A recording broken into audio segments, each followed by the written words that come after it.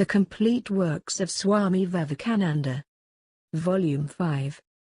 Notes from Lectures and Discourses. Buddhism and Vedanta. The Vedanta philosophy is the foundation of Buddhism and everything else in India, but what we call the Advaita philosophy of the modern school has a great many conclusions of the Buddhists. Of course, the Hindus will not admit that is the orthodox Hindus, because to them the Buddhists are heretics. But there is a conscious attempt to stretch out the whole doctrine to include the heretics also. The Vedanta has no quarrel with Buddhism. The idea of the Vedanta is to harmonize all. With the Northern Buddhists we have no quarrel at all.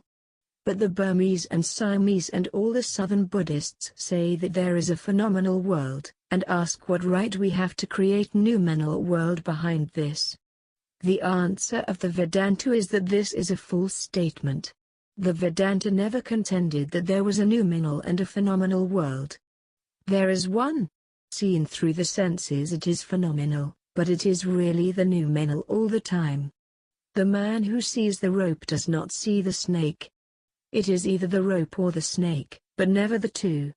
So the Buddhistic statement of our position, that we believe there are two worlds, is entirely false. They have the right to say it is the phenomenal if they like, but no right to contend that other men have not the right to say it is the noumenal. Buddhism does not want to have anything except phenomena. In phenomena alone is desire. It is desire that is creating all this. Modern Vedantists do not hold this at all. We say there is something which has become the will.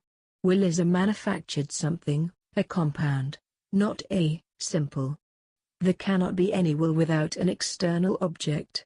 We see that the very position that will created this universe is impossible.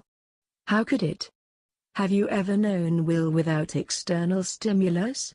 Desire cannot arise without stimulus, or in modern philosophical language, of nerve stimulus. Will is a sort of reaction of the brain, what the Sankhya philosophers call buddhi. This reaction must be preceded by action, and action presupposes an external universe.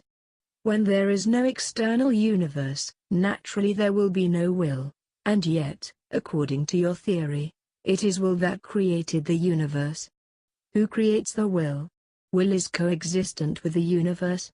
Will is one phenomenon caused by the same impulse which created the universe. But philosophy must not stop there. Will is entirely personal, therefore we cannot go with Schopenhauer at all. Will is a compound, a mixture of the internal and the external. Suppose a man were born without any senses, he would have no will at all. Will requires something from outside, and the brain will get some energy from inside. Therefore will is a compound, as much a compound as the wall or anything else. We do not agree with the will theory of these German philosophers at all. Will itself is phenomenal and cannot be the absolute. It is one of the many projections. There is something which is not will, but is manifesting itself as will. That I can understand. But that will is manifesting itself as everything else, I do not understand, seeing that we cannot have any conception of will as separate from the universe. When that something which is freedom becomes will, it is caused by time, space, and causation. Take Kant's analysis. Will is within time, space, and causation. Then how can it be the absolute? One cannot will without willing in time. If we can stop all thought, then we know that we are beyond thought. We come to this by negation. When every phenomenon has been negatived, whatever remains, that is it.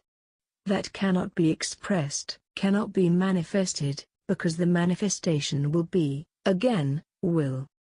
If you like this video please like, share, subscribe and comment.